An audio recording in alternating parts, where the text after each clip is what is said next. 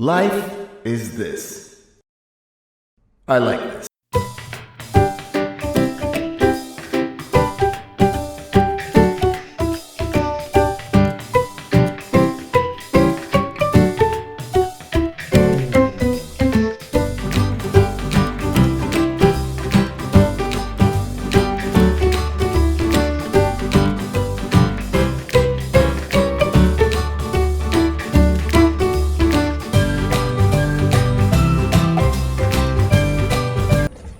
Salam dostlar, kanalıma xoş gəlmisiniz. Mən Əfsanə. Bir ildən çoxdur ki, Balidə yaşayıram, Asiya ölkələrini gəzirəm və YouTube kanalımda öz təcrübələrimi bölüşürəm. Hal-hazırda çox qəşəng bir yerdə oturmuşam, Ubuddayam. Mənzərəm, kakanatım və kofem. Dedim, bu gözəl bir mənzərədə bir video çəkim, bir qədər danışım.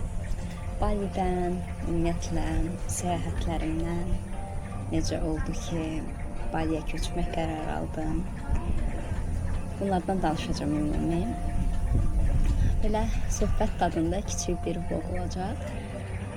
Ümumiyyətlə, bugün toxunmaq istədiyim mövzu ürəyimizin səsini dinləməkdir. Məndən soruşsalar ki, həyatında verdiyin ən cəsarətli qərar nə oldu? Bir gün ürəyimin səsini dinləyib Baliyə köçmək deyərdim. Hardan başladı, necə başladı, necə oldu ki, mən Baliyə köçmək qərarı aldım, necə oldu ki, Bali mənim evimə çevrildi və bir ildən çoxdur burada yaşayıram. Hər şey aslında 2 il öncədən başladı. 2 il öncədən də başlamadı. Hər şey başladı bir 6 il öncədən. Və 6 il öncə mənim dostlarım universitet illərində çox sevdiyim 6 nəfər, mənlə birlikdə 6 nəfər bir video çəkmişdik qızlarla bir yerdə. Və orada özümüzü 6 il sonraki versiyamızı təsəvvür etmişdik. Necə görmək istəyirik özümüzü və bir-birimizi. Və mən o videonu çəkib tamamilə unutmuşdum. Çünki həqiqətən orada ürəkdən diləmişdim bu niyyətləri. Özümü necə görürəm, 6 il sonra harda görürəm, necə həyat tərzində görürəm. Amma tamamilə unutmuşdum. Çünki üzərindən 6 il keçibdi və biz bir qərar vermişdik ki, bu videonu 5 il sonra izləyək, görək ki, orada nələr danışmışıq. Və keçən il mən Balidə idim, Baliyə köçmüşdüm, bir neçə ayda burada yaşıyordum və o videonu açıb baxdıqda biz, mən online baxırdım, bir yerdə görüşmüşdük. Fərqinə vardım ki, mən orada əslində bir neçə il öncədən istədiyim həyatı bir növ manifestləmişəm. Necə həyat yaşamaq istəyirəmsə, ürəyimin dərinliklərində onu bilirmişəm və bugün də eynisilə o həyatı yaşayıram. Və mən çox qəlbdən inanıram ki, biz əslində cavabları bilirik, nə istədiyimizi bilirik. Sadəcə beynimizin səslərini susdurub, o ürəyimizin səsini dinləməkdir ki, o kontaktı yenidən bərpa edək. İndi gələk mənim Baliyə köçməyimə. 5 il öncə qurulan bu xəyal tamamilə unutmuşdum. Sonra girib baxıram ki, mənim storylərimdə hər il, hər an sanki buranı manifestləmişəm, qeyri-şüuri. Bunu eləmişəm, amma xəyallarımı reallaşdırdığını gördükdə isə bir daha əmin oldum ki, sən bu həyatda hər şey eləməyə qadirsən. Həyatını dəyişməyə qadirsən, tək addım atasan, xəyallarına doğru bir addım atasan. Nəysə, mənim hekayə necə başladı? Mən 2 il öncə korporativ işdə işləyirdim və o ərəfələrdən artıq səyahət etməyə başlamışdım. Bəzi təşkilatlarla tək gedib Asiya ölkələrini səyahət eləyirdim turlarla və s. Və turların birindən qaydanda, tur deməyim, bunun haqqında ayrıca bir video çəkərəm. Pakistana getmişdim, 3 ay orada yaşayıb işləmişdim. Oradan qaydanda mən fərqinə vardım ki, mən artıq olduğum mühitə aid deyiləm. Ruhum sanki orada sıxışıb əzab çəkirdi və olduğum mühitlərə o qədər yad hiss eləyirdim ki, düşünürdüm ki, mən burada olmamalıyam, amma harda olmalıyam. Və bunu o qədər dərindən hiss eləyirdim ki, və olduğum mühitdə artıq başa düşdüm ki, mən burada olmamalıyam və korporativ işimdən çıxdım. Daha doğrusu o ərəfələrdə artıq o şirkətin öz istiqamətini dəyişdirirdi. Və mən o işdən çıxdıqdan sonra, daha doğrusu çıxarıldıqdan sonra həyatımda bir boşluq yarandı. O ərəfədə şirkət istiqamətini dəyişirdi, işçilərin hamısı işdən çıxırdı, çıxarılırdı. Və mən bilirdim ki, ruhən burada olmalı deyiləm və o gün, həmən gündən işdən çıxarılan gün HR mənim gözümün içinə baxıb mənə deyəndə ki, sən bura aid deyilsən. Sən bura aid deyilsən. O qədər bunu ürəkdən dedi ki, mənim gözümün içinə baxır. Və mən o gün ona dedim ki, çox sağ olun. Qucaqladım onu. Və o gün oyanış bir sanki nəsə mənə təkan verdi ki, əfsanə. Sən başqa yerə aidsən, sən xəyalların başqadır. Nəysə, bunun üzərinə HR mənə bunu dedikdə mən o işlə sağollaşdım. Yəni qəlbimdə bilirdim ki, mən ora aid deyiləm. Mən bilirdim ki, orada işləməməliyəm. Amma nə olduğunu da bilmirdim. Mən hər zaman deyirəm ki, bizim həyatımızda boşluq yaranmalıdır ki, o boşluqda biz başa düşək ki, əslində nə istəyirik. Bəzən isə o boşluqda bir müddət qalmalısan ki, yeni nələrsə gəlsin həyatına, amma əvvəlki həyatını tutunub qalanda o yeni nələrsə gəlmir. Mənim də həyatımın bu dönəmləri idi və mən işdən çıxmışam, evdə otururam və dərin bir boşluqdayım. Amma boşluq elə bir boşluqdur ki, tək iş həyatımı sorğulamıram, bütün həyatımı sorğuluyuram, bütün həyatımı sorğuluyuram, inanclarımı sorğuluyuram, nə istədiyimi sorğuluyuram və belə gecələr yata bilmirəm, gündüzlər düşünürəm. Belə bir anın içərisində mən 1-2 ay bu davam etdi. 1-2 ay davam etdi və mən bir gün gecə yatırdım. Yuxuya gedə bilmirdim və içimdən çox qəribə şəkildə bir səs sanki məni oyatdı. Mən oyandım, yatağımda dayandım, oturdum və dedim ki, mən arzularımın ardınca getməliyəm. Ürəyimdən bir səs danışır ki, əfsanə, arzularını arxasınca getməyin zamanı gəlib çatıb. Mən isə fikirləşirəm, okey, mənim arzum nədir?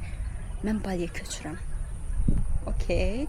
Və amma həyatımın elə bir dövründəyəm ki, nə mənim maddi gəlirim var, işdən çıxmışam, nə Baliyə necə gedəcəm, hardan başlayacam, heç bir məlumatım yoxdur. Sadəcə ora getmək istəyirəm. İçimdəki səs deyir ki, sən ora getməlisən. Və o gecə oturdum, dedim ki, okey, mən freelance işləməyə başlayacağam. Birinci öz onlayn gəlir əldə etməliyəm. Çünki mən səyahət etmək istəyirəmsə, heç bir yerdən bağımsız olmalıyam ki, səyahət edə bilim. Və mən hər zaman uşaqlıqdan həyatımı bu cür təsəvvür eləmişəm. Səyahət edərəkdən, dünyanı gəzərəkdən işləmək. Nəysə, bu qərarı verdim ki, mən onlayn işləməyə başlayacağam, freelance işləməyə başlayacağam. Həqiqətən çox əmək verdim. O 1-2 ayın içərisində mənim həyatım dəyişməyə başladı və mən freelance işləməyə başladım. Çox az gəlirlər əldə etməyə başladım və sonra heç gözləmədiyim bir şəkildə mənim gəlirlərim artmağa başladı və bu cəmi 1 ay, 2 ay içərisində baş verir. Mənə çox fərqli yerlərdən iş təklifləri gəlir, xarici şirkətlərdən əvvəl işlədiyim insanlar mənə yazır və mənim gəlirlərim artır. Və 2 ay, 3 aydan sonra mənim əlimdə pul var idi ki, mən biletimi alım, gəlim burada ev tutum. Yəni məni bir neçə ay götürəcək bir gəlirim var idi. Sonra isə əvvəl işlədiyim şirkətlərdən biri mənə yazdı ki, mənlə remote işləmək istəyirlər, xarici proyektlərlə və mənim remote-da işim oldu. Yəni sabit gəlirim olacaqdı artıq. Və mən dedim, okey, bu işarədir, mən dəqiq gedirəm Baliyə, amma necə gedirəm? Çünki mən bilmirdim viza işləri necədir, Yəni heç bir təsəvvürüm yoxdur və ilk dəfədir başqa ölkəyə köçüb uzun müddətli yaşamaq istəyirdim. Doğrusu mənim planımda fərqli idi. Yaşamaq deyil, mən bütün Asiya ölkələrini gəzmək istəyirdim. Bir ay Balidə, bir ay Vyetnamda, belə-belə davam eləmək istəyirdim. Nəsə o hadisə olandan sonra, mən revanş tapandan sonra mən başladım artıq yollar axtarmağa ki, Baliyə necə köçüm. Və elə o ərəfələrdə hər şey o qədər sürətlə və axınında rahat baş verirdi ki, mən həyatda hər zaman deyirəm ki, sizin niyyətiniz zamanlamasıyla uyğunlaşanda hər şey çox təbii baş verir, arda-arda baş verir və bir də baxırsınız ki, siz arzularınızı yaşayırsınız. Amma təbii ki, burada sizin əmək verməyiniz də çox önəmlidir. Nəysə, o ərəfələrdə Instagramda hal-hazırda dostum olan Afaqın səhifəsi qabağıma çıxır və Afaqın paylaşımlarını görürəm. Afaqı tanımıram. Sosial mediada görürəm ki, Balidə yaşayan Azərbaycanlı xanımdır. Tək ora gedibsə, demək Azərbaycandan ora gedən varsa, bunun bir yolu var orada yaşamağın. Və elə Afaqa yazdım ki, bəs mən konsultasiya almaq istəyirəm, Baliyə köçmək istəyirəm. O da mənə deyir ki, biz indi dostluq bura gələndən sonra bizim əlaqələrimiz daha gücləndi. Mənə deyir ki, sən mənə yazanda mən bilirdim ki, sən Baliyə gələcəksən də, sənin yazma tərzindən artıq hiss olundu ki, sən bura aidsən, bura gələcəksən və əminsən özündən. Yazdım, ondan konsultasiya aldım, sonra onlar mənə kömək elədilər, Afaq mənə vizanı almağa və ümumi prosedurları kömək elədilər, ödənişli şəkildə bunları etdik. Və vizanı aldım, biletlərimi aldım, amma ki, mənim vizam çox gec çıxdı. Bunun haqqında mən video çəkmişəm. Azərbaycanlılar Balidə vizanı necə alırlar? İndiki proseslər çox asanlaşıbdı. Mən bura gələndə bir qədər daha mürəkkəb idi və mən məlumatsız idim. Nəsə, vizam uçuşuma, biletimi almışam. Uçuşuma bir həftə qalıb, hələ də vizam çıxmayıbdı. Və mən o həyatımı o dönəmdə sorğuluyordum ki, mən çox ürəkdən istəyirəm da xaricə köçmək, Baliyə köçmək, tək yaşamaq, səyahət eləmək. Burada bir nəsə var ki, bu alınmır da, viza gecikir. Mən buraxmalı olduğum və yaxud da ki, özümü blokladığım bir inanc qalıbdı. Bunun haqqında da ayrı bir video çəkərəm. Mən Satxu təcrübəsi yaşadım orada. Satxudan sonra mənim həyatımda dönüşüm yaşandı və mən Baliyə gəldim. Nəysə, mən Baliyə gəldim. Mənim də planımda cəmi burada bir ay yaşamaqdır. Sonra gedib digər Asiya ölkələrini gəzməkdir ki, baxım görüm mənə hara uyğunlaşır, mən orada yaşayım. Və mən digital nomad həyatı yaşayıram. Yəni onlayn işləyərəkdən köçürəm, köçkün həyatı yaşayıram. Və mən Baliyə gəldim. Balidə qaldım. Balidə bir söz var, deyir ki, Bali ya səni evi kimi saxlayır, səni qucağına alır, böyüdür, səni orada qalırsan, ya da səni qəbul eləmir. Ya səni qəbul edir, ya da eləmir. Qəbul eləyirsə, sən orada uzun bir yol gedirsən, qəbul eləmirsə, yolun qısa keçir oradan, demək ki, hazır deyilsən təcrübələrə və s. Və beləcə mən Baliyə gəldim. Burada başıma nələr gəldi, nələr oldu bir il ərzində. Bunlar haqqında danışacağım. Sonra il oldu ki, mən Azərbaycana yenidən qayıtmalı oldum və hal-hazırda yenidən qayıtmışam Baliyə. Bunların isə ardını gələcək vloglarda danışacağım.